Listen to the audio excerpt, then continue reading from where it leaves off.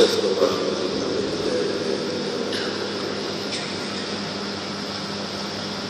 Astagfirullah.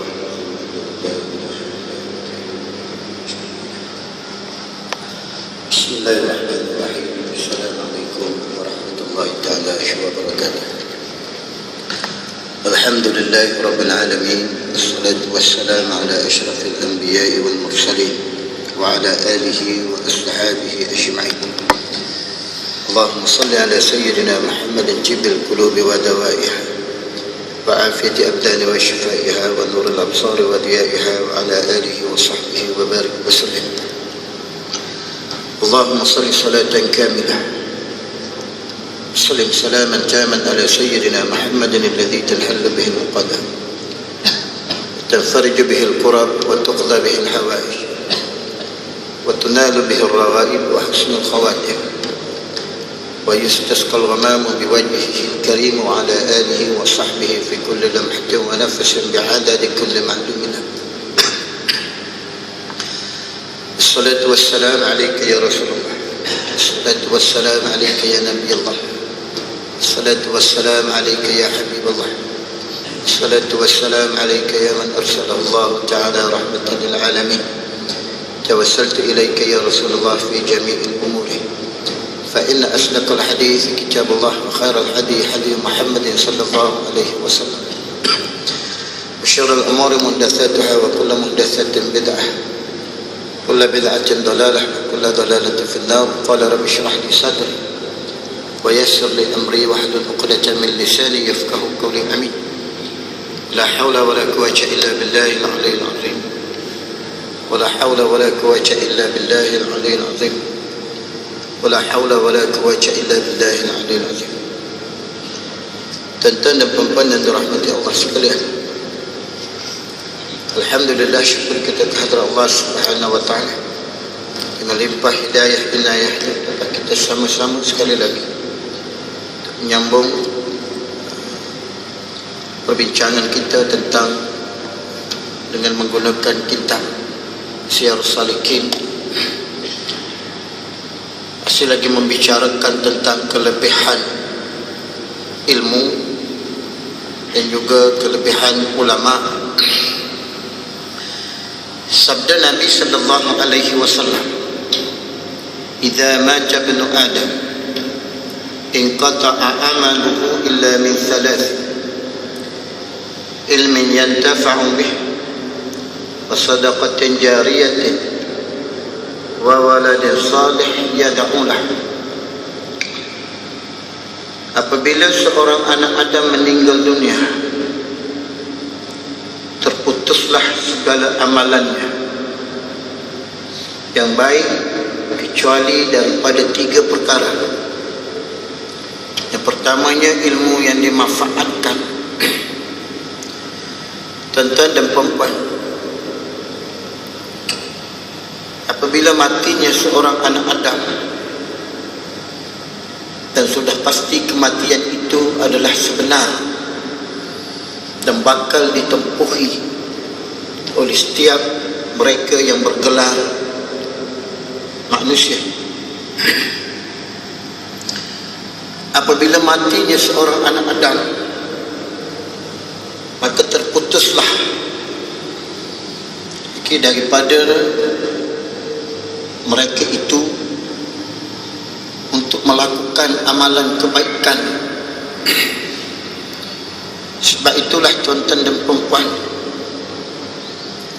sebelum daripada kiamat besar yang ditunggu oleh setengah-setengah golongan, oleh setengah-setengah pihak, setengah manusia, hatta kita pun sering bertanya kepada mereka-mereka, bilakah kiamat besar, yakni kemusnahan bumi.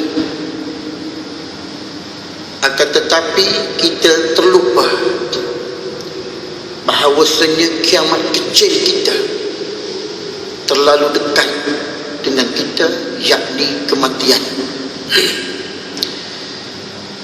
Yang apabila matinya kita ini, tuan-tuan dan puan-puan, maka segala amalan kebaikan untuk kita lakukan telah pun ditutup oleh Allah Subhanahu wa ta'ala. Dengan sebab itu tuan-tuan dan puan-puan, tidak seyogianya kita menunggu kiamat besar tadi, dengan sebab setiap manusia dia akan mengalami kiamat kecil, yakni kematian. Dan tanda-tanda kiamat kecil ini sudah pun dekat dengan kita, tuan-tuan dan puan-puan. Kalau dahulu kita rasa kuat, sekarang kita sudah rasa lemah. Kalau dulu mungkin rambut kita warna hitam, sekarang keputih-putihan telah pun menjelma. Mungkin kita dulu tidak ada rasa sakit-sakit sendi, sekarang kita sudah ada sakit-sakit sendi. Maka ini setengah-setengah, tuan-tuan dan puan-puan, alamat tanda kiamat kecil kita sudah pun menghampiri. Dan Nabi sebut bahawasanya kebiasaan umur umatku dalam lingkungan situna wa sab'una, daripada 60 sampai ke 70, itu sahaja. Bermakna, tuan-tuan dan puan-puan, yang pasti kiamat kecil kita ini akan datang tanpa diundang.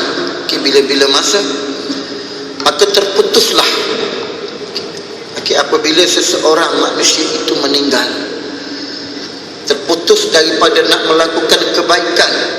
Dengan sebab itu, tuan-tuan dan puan-puan, jikalau nak bersedekah tidak perlu menunggu hari kaya. Dengan sebab kekayaan itu belum pasti, tetapi yang pasti kematian. Ada sedikit kita sedekah sedikit, ada banyak alhamdulillah kita sedekah banyak. Yang pertamanya, tuan-tuan dan puan-puan, yang akan terus mengalir, yang tidak akan dikira putus oleh Allah Subhanahu wa ta'ala menjadi saham kepada kita. Kalau kita sekarang kat dunia cari investment, pelaburan-pelaburan yang menguntungkan untuk kita menghabiskan sisa-sisa hidup.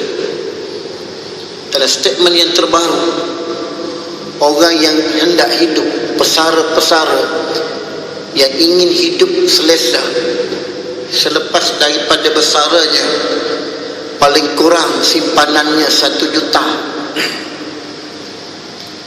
Kalau kita tengok, tuan-tuan dan puan-puan, masa besara kita umur 50, 60, itu satu umur yang kalau kita sebut dalam edah mati, tapi masih lagi kita mencari simpanan yang sebegitu banyak. Tetapi di akhirat, tuan-tuan dan puan-puan, perjalanan begitu jauh. 55 ke 60 hanya 5 tahun. 55 sampai 70 hanya 15 tahun. Kita di dunia ini kita bekalkan untuk diri kita dalam masa 5 ke 10 tahun itu 1 juta. Kehidupan selepas daripada kematian, tuan-tuan, bukan 5 tahun, bukan 15 tahun. Inilah yang Sayyidina Ali karramallahu wajah menangis sebelum daripada kematiannya. Sayyidina Ali karramallahu wajah ini, tuan-tuan dan puan-puan, dia mati akibat kesan daripada ditikam oleh munafik, oleh zindik.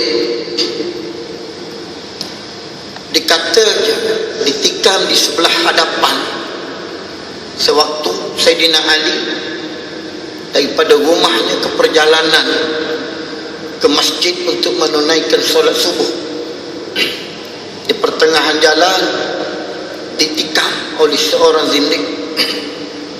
bertalu-talu. Besarnya tikaman itu, tuan-tuan dan puan-puan, dikatakan apabila Sayyidina Ali meneguk susu ataupun air, maka nampak daripada lubang kesan daripada tikaman itu air yang bercampur darah turun ke menangis Sayyidina Ali. Sayyidina Ali sempat hidup selama 3 hari daripada peristiwa itu. Menangis Sayyidina Ali. Menangisnya Sayyidina Ali ini, tuan-tuan dan puan-puan, bukan macam kita menangis. Kalau Rasulullah dia menangis di dalam sujudnya, kata Siti Aisyah, basah tanahnya. Basah tanahnya. Tanah tempat Rasulullah sujud dalam solat itu basah. Kesan daripada menangisnya Rasulullah pada Allah Subhanahu wa taala.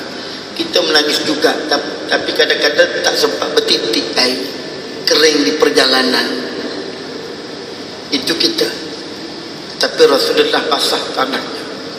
Begitu juga Sayyidina Ali karramallahu wajhah menangis apabila dipujuk oleh sahabat-sahabatnya. Ya Ali, kamu ini ahli syurga. Dengan sebab Nabi pernah bersabda, An Abu Bakr fil jannah, Abu Bakar dalam syurga, wa Umar fil jannah, wa Uthman fil jannah, wa Aliyun fil jannah. Dan Nabi sebut 6 orang lagi daripada kalangan-kalangan sahabat yang masuk syurga tanpa hisab, yang mana disebut oleh Nabi dalam hadis yang lain bahawasanya masuk syurga yadkhulul jannah min ummati bighairi hisab, masuk syurga daripada kalangan umat aku dengan tidak ada hisab, dengan tidak dikira bicara. 70,000, 70,000. 10 manusia telah pun Nabi sebut namanya. Selebih daripada itu, kota itu Nabi tak sebut. Yang kita nak di sini ialah Nabi sebut nama Sayyidina Ali karramallahu wajhah, ahli syurga. Tetapi ahli tetap menangis walaupun dia mengetahui dia ahli syurga. Ditanya, kenapa kamu menangis sebegini hebat? Dia kata, aku bimbang sekiranya amalanku tidak mencukupi untuk aku hidup, untuk aku teruskan kehidupanku selepas daripada kematianku. Tuan-tuan dan puan-puan, kalau Sayyidina Ali menangis dengan sebab takut, bimbang, amalannya tidak mencukupi untuk dia hidup selepas daripada kematian, dengan sebab perjalanannya begitu lama, bukan 5 tahun, bukan 15 tahun, bukan 100 tahun. Dikatakan daripada perjalanan bangkit kubur, daripada bangkit kubur manusia sampai kepada mahsyar, perjalanannya 400 tahun akhirat, yang mana satu hari di sana bersamaan dengan 1000 tahun dunia. Itu belum sampai di mahsyar. Perjalanan daripada kubur masing-masing ke padang mahsyar untuk dikira bicara 400 tahun perjalanan. Sampai di mahsyar Allah Ta'ala diam tanpa dikira bicara seorang sekalipun 1000 tahun, dengan azab, dengan siksaan, dengan manusia yang begitu ramai, Inilah yang menyebabkan tuan-tuan dan puan-puan Sayyidina Ali menangis. Bimbang, takut-takut amalannya tidak mencukupi. Kita kat dunia Allah, tuan-tuan, simpan harta begitu banyak, jutaan. Sekarang orang tak main dah ribu-ribu, puluh ribu tak main dah, juta.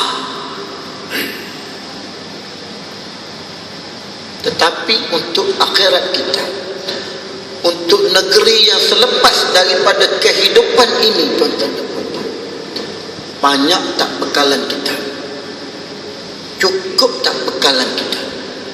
Inilah sebabnya Sayyidina Ali menangis sampai sebegitu. Maka saya gianya kalau Sayyidina Ali menangis sampai sebegitu, saya gianya kita lebih-lebih lagilah menangis. Dengan sebab tuan-tuan dan puan-puan, amalan kita yang tidak seberapa, amalan yang bercampur dengan kemaksiatan pada Allah. Maka salah satunya tuan-tuan dan puan-puan yang kita boleh pungut, yang kita boleh lakukan untuk menjadi saham kita sewaktu kita berada di dalam barzakh, iaitu ilmu yang dimanfaatkan, al-ilmu yang tafa'ubi, ilmu yang memberi manfaat pada kita dan pada orang lain. Kita ajar kepada orang lain, tuan-tuan, ilmu yang memberi manfaat. Apakah ilmu yang memberi manfaat ini? Kata Imam Al-Ghazali, ialah ilmu yang menjadikan manusia asalnya tidak takut pada Allah menjadi takut pada Allah Subhanahu wa ta'ala. Manusia yang tidak kenal kepada Allah, maka kita kenalkan dia dengan ilmu Allah. Sembahyang yang tidak merasai kekhusyukan, maka kita ajar manusia, mudah-mudahan dengan ilmu yang kita ajar itu manusia lebih bertambah khusyuk dalam melakukan amal ibadah. Mereka yang tidak merasai kelazatan dalam melakukan amal ibadat, kita tunjuk ajarkan dengan ilmu macam mana nak memperolehi kelazatan dalam melakukan ibadat pada Allah Subhanahu wa ta'ala. Maka ini yang dikatakan oleh Imam Al-Ghazali, al-ilmu yantafa'u bih, ilmu yang memberi manfaat. Tak kira ilmu apa, asalkan boleh membawa takut pada Allah Subhanahu wa ta'ala, boleh membawa kenal kita pada Allah Subhanahu wa ta'ala, boleh membawa kita kepada terasanya hebat Allah Subhanahu wa ta'ala, maka inilah yang dikatakan ilmu yang tafa'ubi, ilmu yang memberi manfaat. Yang paling senang tuan-tuan dan puan-puan, alhamdulillah kita masing-masing ada anak-anak kecil yang asalnya tidak tahu untuk membaca Quran. Saham bagi mak ayah yang ada anak kecil ini untuk mencurahkan, memberikan al-ilmu yang tafa'ubi, ilmu yang memberi manfaat, dengan cara mengajar anak-anak kita. Daripada tidak pandai membaca Al-Quran sehinggalah dia pandai kepada membaca Al-Quran, maka ini yang dipanggil ilmu yang tafa'ubi. Tetapi sedikit ketesalan, ibu bapa tidak mengambil peluang ini, tetapi diberi kepada orang lain untuk mengajar anak-anaknya. Sehingga kalau orang kita nak ajak alih bantah pada anak-anak, tuan-tuan, tak ada masa, terpaksa serah pada orang lain. Sedangkan ini peluang untuk kita dapat ilmu yang tafa'ubih. Anak kita baca, tuan-tuan, maka kita akan dapat benda yang sama seperti apa yang anak kita dapat daripada hak Allah Subhanahu wa ta'ala. Nak tunggu kita alim, nak tunggu orang panggil mengajar kita, mungkin jauh itu. Inilah peluang Allah Ta'ala bagi anak pada kita untuk kita menanam saham akhirat kita. Di samping kita biayai dia, kita bagi makan dia, kita ajar dia ilmu-ilmu agama, maka ini dia panggil ilmu yang tafa'u bih, ilmu yang memberi manfaat. Itu yang pertama. Wa sadaqatin jariyatin, disitulah yang kita nak sebut bahawasanya itulah kelebihan ilmu, sehinggakan ilmu yang kita tinggalkan kepada manusia, apabila kita meninggal, ilmu itu diamalkan oleh manusia, maka pahalanya itu akan terus dapat kepada mereka yang mengajarnya, di samping mereka yang mempraktikkan dan yang mengamalkan ilmu tadi akan mendapat balasan daripada Allah, maka mereka yang mengajarnya pun akan dapat balasan daripada Allah Subhanahu wa taala. Yang keduanya sedekahun jariyatin, sedekah jariah. Kita ada duit, okay, kita sedekah jariah, okay, kita bagi sedekah pada orang-orang fakir miskin, kepada mereka-mereka yang memerlukan. Okay, kita ada sedikit harta keuangan, okay, maka kita salurkan kepada mereka-mereka yang memerlukan. Inilah tuan-tuan dan puan-puan yang Nabi sebut ad-dunya mazra'atul akhirah. Dunia itu tempat bercucuk tanam. Kita ada duit sikit, kita tanam sedikit. Kita ada duit banyak, kita tanam banyak, untuk kita tuai di akhirat, tuan-tuan dan puan-puan. Tapi yang berlakunya sebaliknya. Okay. Yang berlakunya sebaliknya. Yang kita rasa di sinilah yang kita punya. Okay. Yang kita bagi RM1, RM2, itu matematik. Kita sedekah RM10, dalam kocek kita, dalam poket kita hilang RM10, kurang RM10. Kita bagi 100 dalam dompet kita, kurang RM100. Itu matematik. Tetapi iman, konsep iman tidak, bahkan ditambah oleh Allah lebih daripada 100. Okay. Yang Allah Ta'ala sebut, tuan-tuan dan puan-puan, yang mana orang yang sedekah ini seolah-olah dia tanam satu benih, tumbuh daripada satu benih itu satu tumbuhan, okay, yang mana dia bercabang 7, okay, yang mana tiap-tiap 7 cabang, 7 tangkai itu berbuah dengan 100 biji buah. Okay. Daripada satu benih yang kita tanam, daripada satu sedekah yang kita berikan, dia akan mengeluarkan 700. Kalau bank rakyat bagi 18%, tuan-tuan, setahun nak bagi 18% setahun, Allah Ta'ala bagi hari ini, bagi hari itu juga Allah Ta'ala bagi 700. Ini bukan 80%, paling kurang 700% Allah Ta'ala bagi. Ini iman yang wajib kita imani. Tapi orang kita, Allah Akbar, tuan-tuan, masalah tadilah, masalah krisis iman makin melampau, makin menjadi bawah dalam hati manusia, yang menyebabkan manusia ini menyayangi keduniaan ini lebih daripada dia menyayangi akhiratnya. Baik, maka sedekah jariah ini kalau kita ada, tuan-tuan dan puan-puan, maka selepas daripada kematian kita, maka dia akan terus mengalir. Okay. Kita bagi, kita buat masjid, okay, dengan tenaga kita ataupun dengan duit kita, maka itu dia panggil sedekah jariah. Selama mana masjid itu digunakan, okay, selama mana tanah itu digunakan contohnya untuk amalan, untuk ibadat, maka ia akan terus mengalir, okay, pahalanya ke kubur orang yang melakukan sedekah jariah ini. Dan yang ketiganya, wa waladin salihin yad'ulah, yang ketiganya menjadi saham bagi mereka-mereka yang telah pun meninggal dunia, yaitu anak saleh yang mendoakan untuknya dengan kebaikan.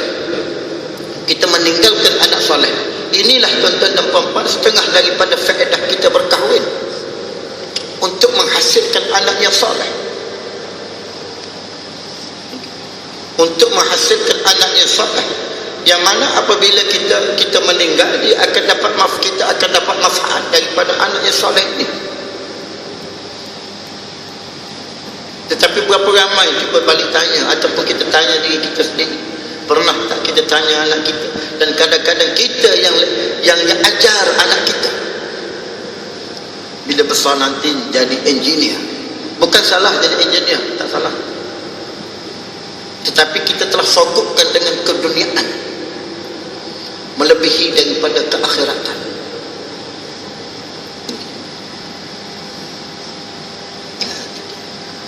Walhal yang Nabi suruh ialah ajar. Yang pertama sekali, apabila anak itu berumur 7 tahun, maka ajarlah kamu dengan tauhid.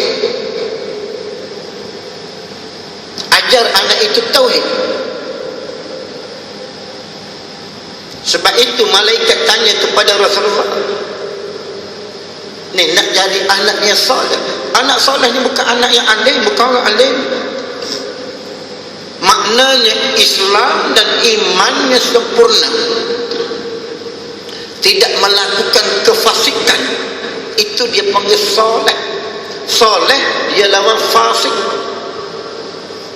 Bukan nak suruh jadi alim, nak suruh jadi soleh.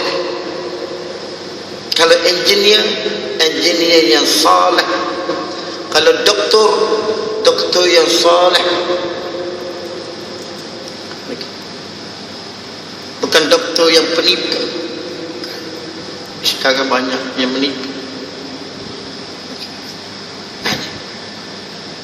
Yang malaikat ajar kepada Rasulullah, akhbirni anil Islam, kabarkan kepadaku ya Rasulullah, apakah dia Islam?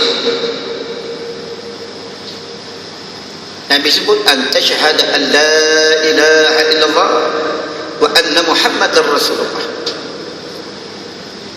Naik saksi bahawasanya tidak ada Tuhan melainkan Allah dan Muhammad itu ialah pesuruh Allah. Ini adalah tauhid. Sebab itu setiap mak ayah wajib apabila anaknya sampai kepada peringkat akil baligh, maka wajib dia mengajar ilmu tauhid pada anaknya. Jangan tanya anak nak jadi apa, jangan lagi. Ajar dulu. Asyhadu an la ilaha illallah wa asyhadu anna Muhammadar Rasulullah. Kenalkan kepada anak kita siapakah Tuhan dia, siapakah Rasul dia. Ini kadang-kadang anak umur 7 tahun lebih kenal penjaga gol Malaysia daripada kenal Allah.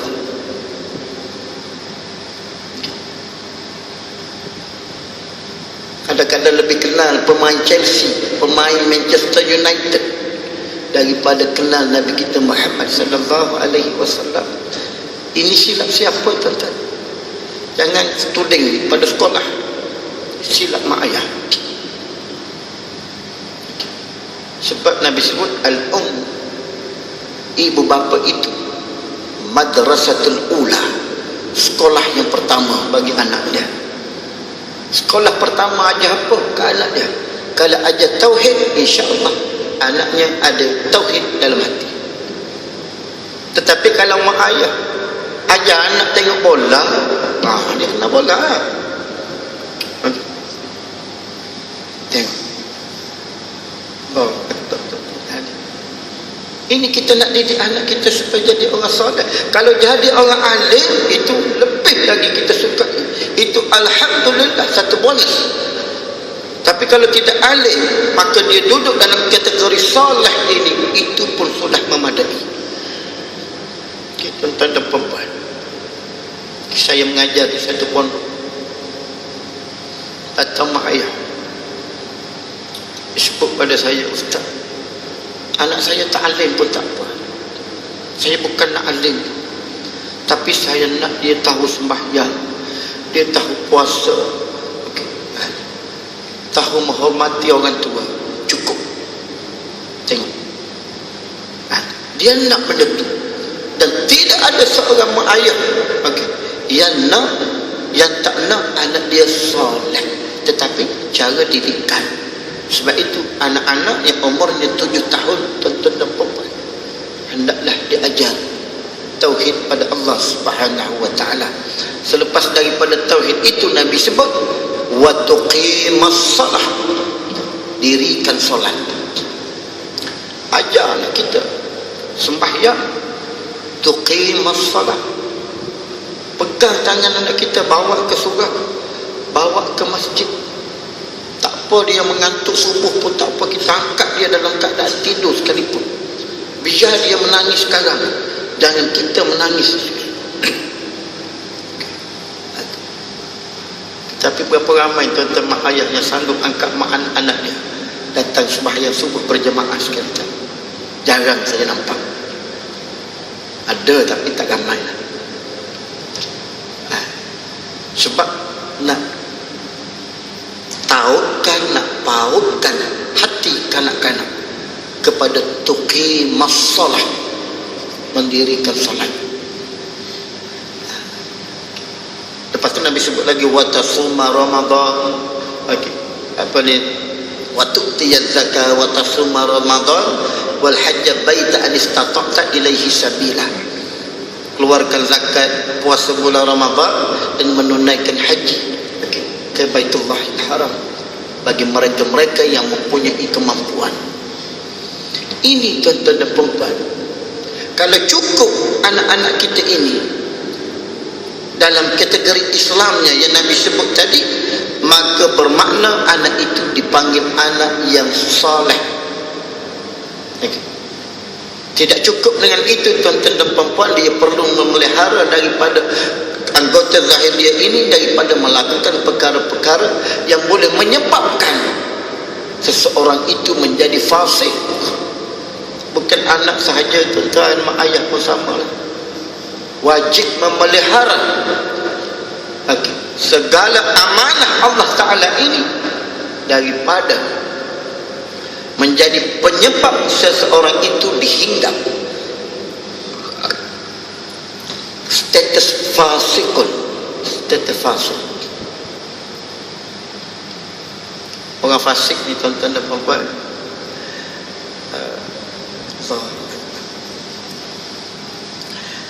kalau dalam solat dia, kita minta jauh dah. Orang fasik ni dia solat dia pun tidak ada khusyuk, dia tidak ada manis. Tidak ada manis dalam melakukan amal ibadat pada Allah. Tidak ada kekhusyukan dalam melakukan solat pada Allah Subhanahu wa taala. Sebab itu orang yang nak khusyuk dalam solat ni, yang pernah kita sebut tuan-tuan dan puan-puan, sebut ini cukup senang, tetapi untuk mengamalkannya cukup payah, cukup susah. Berapa ramai mereka yang mengadakan seminar solat, macam mana nak menghadirkan khusyuk dalam solat.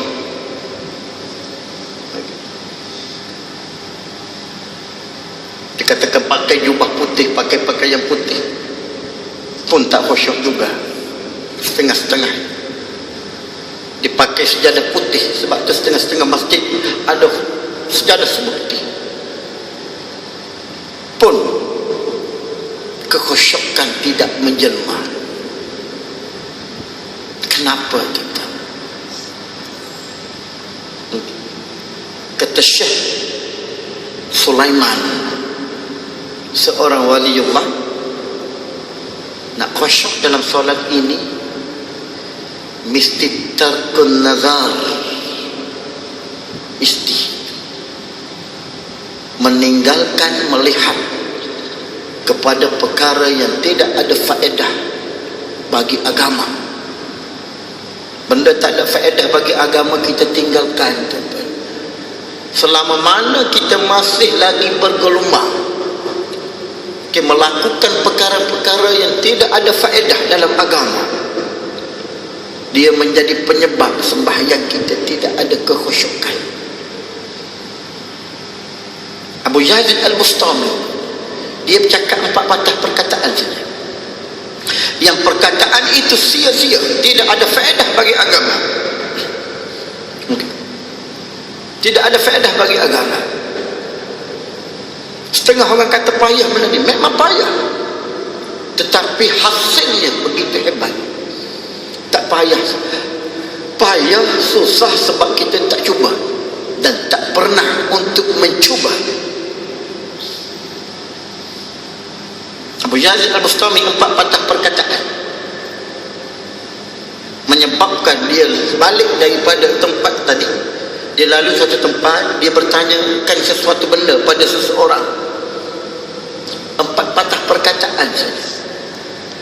Dia balik daripada itu, dia balik ke rumahnya untuk solat sunat. Tidak ada khusyuk selepas daripada itu. Kita berapa banyak tuan-tuan dan puan-puan pernah hitung ke perkataannya sia-sia, tengok benda sia-sia. Kita kadang-kadang Doraemon pun tengok, tuan-tuan, Upin Ipin pun tengok. Ada faedah bagi agama. Wah, apa tak tengok maksiat, maka dia menjejaskan amal ibadat kita dengan Allah, menjadikan kita ini statusnya fasik dengan Allah Subhanahu wa ta'ala. Abu Yazid Al-Bustami oleh kerana hasil dan dia rasa benda tu. Kita nak rasa macam mana daripada dulu sampai sekarang tak pernah khusyuk? Oh, macam tu solat kita kan? Tapi kadang-kadang kita terasa, cuba tuan-tuan tengok, renung, kalau kita tersalah melakukan maksiat siang hari tadi, pagi tadi, kita solat zuhur, hati kita agak gelisah, dia tidak tenang dalam solat, dia tidak tenang. Sebab tu ulama kata tarkun nazar. Kalau tadi kita datang sebelum daripada solat, kita tengok benda-benda cantik, minta maaf lah, kita tengok perempuan cantik, kita datang solat, Allahu Akbar, dalam solat pun dia nampak itu. Itu hasil besar daripada kemaksiatan yang kita lakukan pada Allah, menjadikan infak sembahyang kita ini tidak ada kekhusyukan pada Allah Subhanahu wa ta'ala. Abu Yazid Al-Bustami apabila solatnya tidak menghasilkan kekhusyukan dengan sebab 4 patah perkataan, dia puasa 40 hari, dia taubat 40 hari daripada 4 patah perkataan yang bukan maksiat tetapi dikira perkataan yang sia-sia, yang tidak ada faedah dalam agama. Kita tak pernah taubat, tuan-tuan. Okey, Allah Akbar.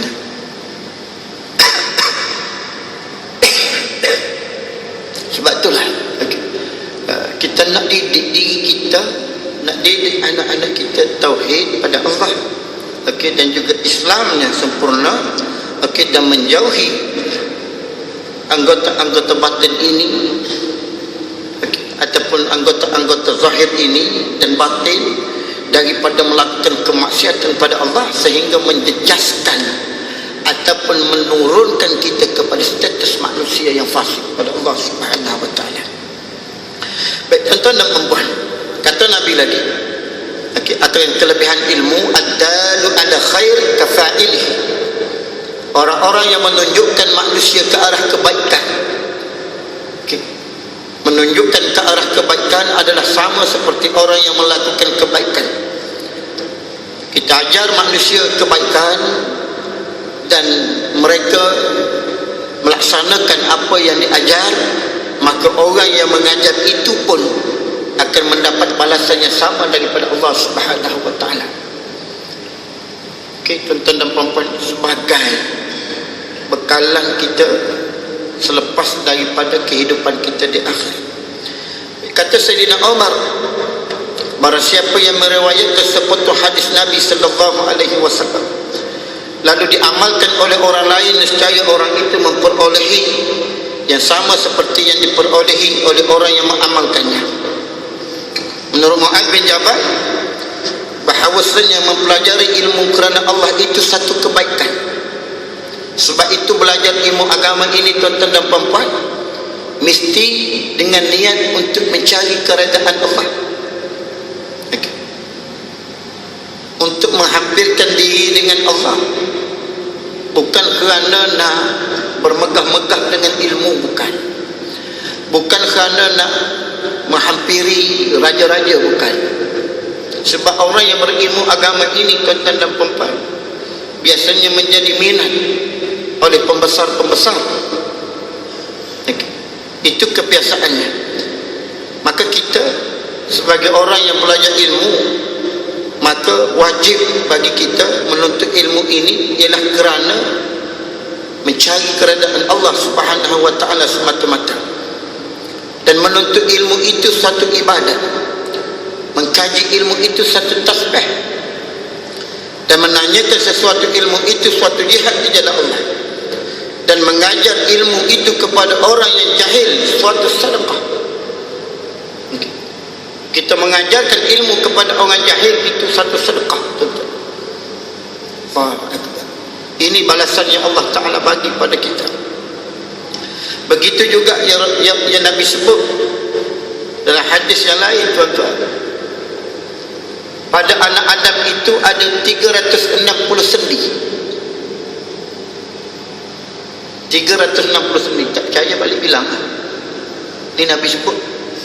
Saya bilang pun tak jumpa 360. Sebab itu Allah Ta'ala kata, kalau kamu nak hitung nikmat Allah, nescaya tidak terhitung.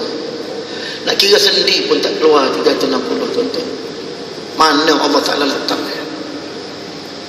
Nak menunjukkan Allah begitu hebat nikmat Allah yang Nabi ceritakan. Dan pada tiap-tiap sendi itu sadaqah, Nabi kata, sedekah. Maknanya tiap-tiap sendi itu ada sedekah. Maknanya mesti disedekahkan untuk tiap-tiap sendi. Kalaulah kita nak kira dengan mata wang, dengan wang ringgit, satu sendi RM1, 360 sendi bermakna 360 ringgit sehari kita kena sedekah untuk sendi saja. 360 ni banyak.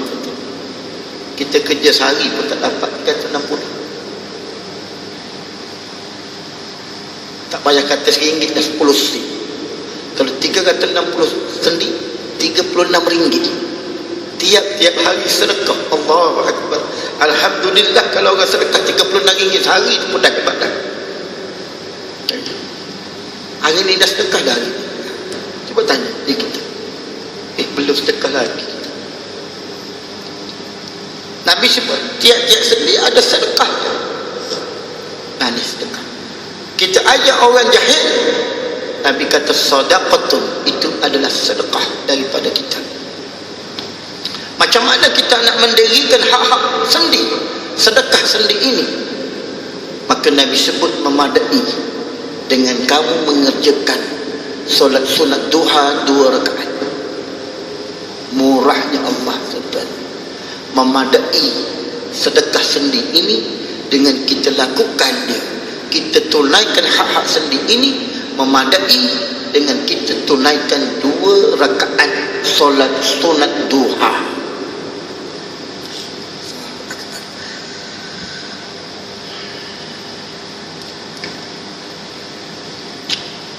Memberi ilmu kepada berhak sesuatu perbuatan menghampirkan diri kepada Allah.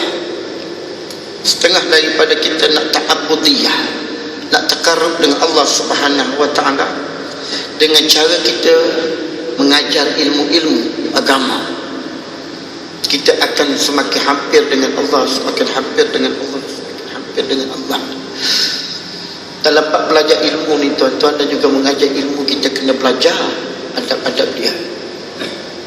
Seperti yang disebut Imam Malik rahimahullah ta'ala. Imam Malik, tuan-tuan, guru kepada Imam Asy-Syafi'i. Dia kalau dia nak baca hadis ni, ini tengok, ada seorang ulama dengan ilmu.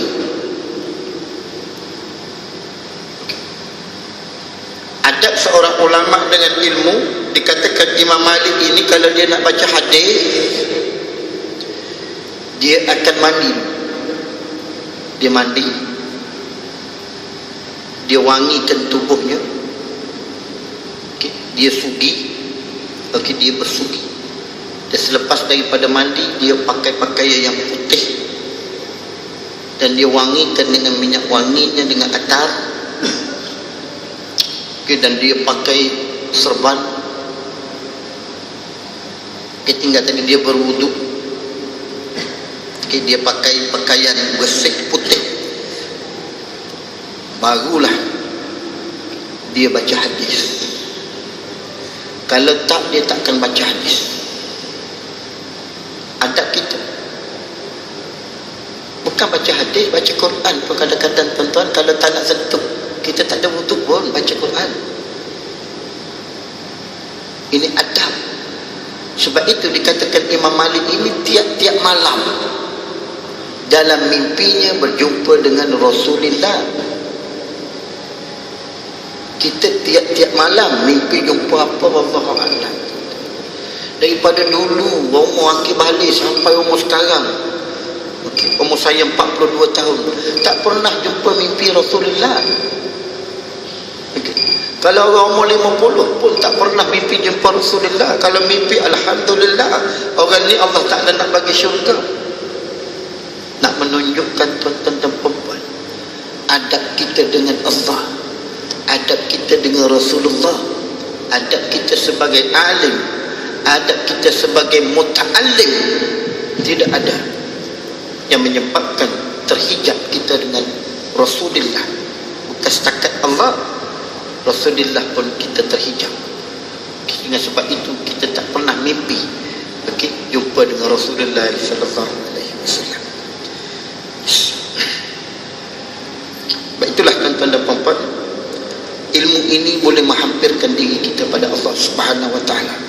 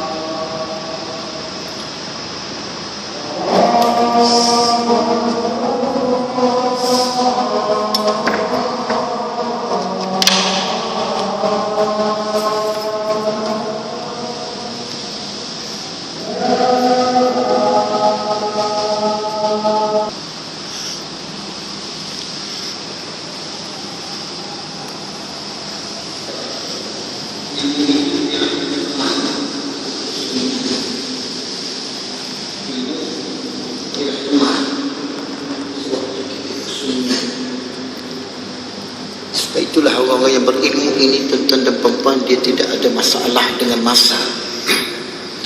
Dengan sebab ilmu itu menjadi teman. Kita boleh baca Quran, kita boleh bertahajud dengan Allah dengan sebab ilmu yang kita ada. Ilmu itu juga menunjukkan apa yang patut disukai dan apa yang patut dibenci. Ini kelebihan ilmu yang disebut oleh Mu'adz bin Jabal, ilmu menyuluh jalan menuju syurga. Yang Nabi sebut, man talabal ilma sahhalallahu lahu tariqal jannah. Siapa yang menuntut ilmu yang memberi manfaat tadilah, maka orang itu Allah Ta'ala permudahkan jalan ke syurga, mencelikkan mata hati yang buta. Kalau mata yang zahir ini, tuan-tuan dan perempuan, tidak jatuh cahaya ke anak matanya, maka mata itu kita panggil buta. Tetapi hati, jikalau tidak jatuh ilmu, maka hati itu dipanggil hati yang buta. Maka ilmulah yang boleh mencelikkan mata hati seseorang, menerangkan hati yang gelap, menguatkan jasmani yang lemah. Kalau jasmani kita berpenyakit, tuan-tuan dan puan-puan, maka banyakkan menuntut ilmu agama, maka insya-Allah dia akan menguatkan jasmani. Sebab itu orang-orang yang berilmu ini, sebab itu kalau dalam solat pun, dalam mengikut kajian, mereka-mereka yang mengkaji tentang solat ini, tuan-tuan dan puan-puan,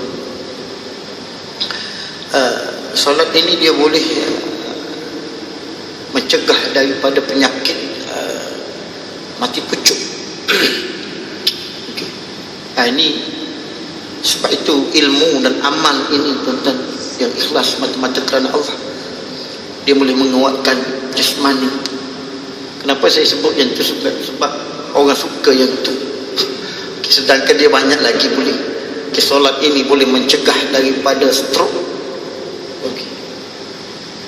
Tapi kenapa orang yang solat juga kena stroke? Tuan-tuan dan puan-puan, hak Allah ini kita tidak boleh nak atasi. Ini hanya ikhtiar. Okey, hanya ikhtiar. Tapi insya-Allah kalau kita lakukan dengan betul, okey, mungkin apa yang dilakukan tadi tidak betul. Okey, nisbah pencarian ilmunya tidak betul.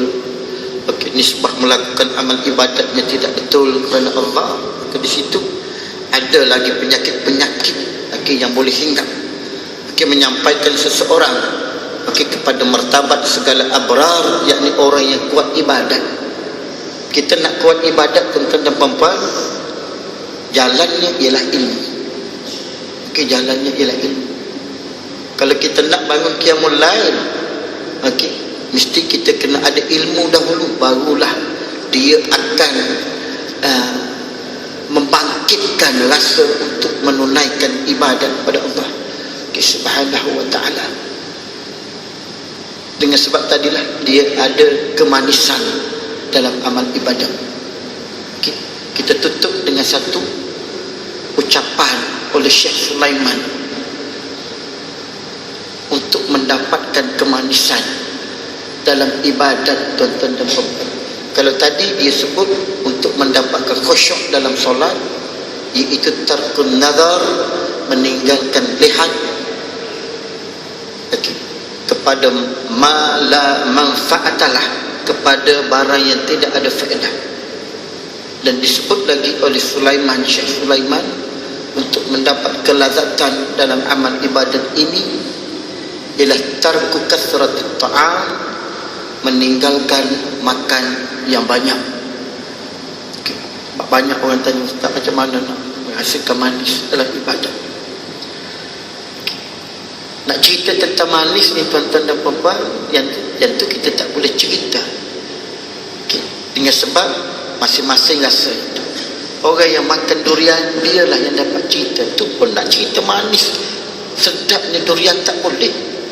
Hanya dapat cerita sedap, itu saja. Nak tahu kena rasa sendiri. Okay.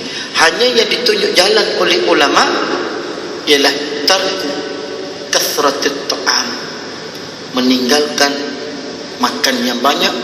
Maka insya-Allah tuan-tuan akan dapat kemanisan dalam melakukan amal ibadat. Tapi jangan ingat buat hari ini esok dapat. Jangan.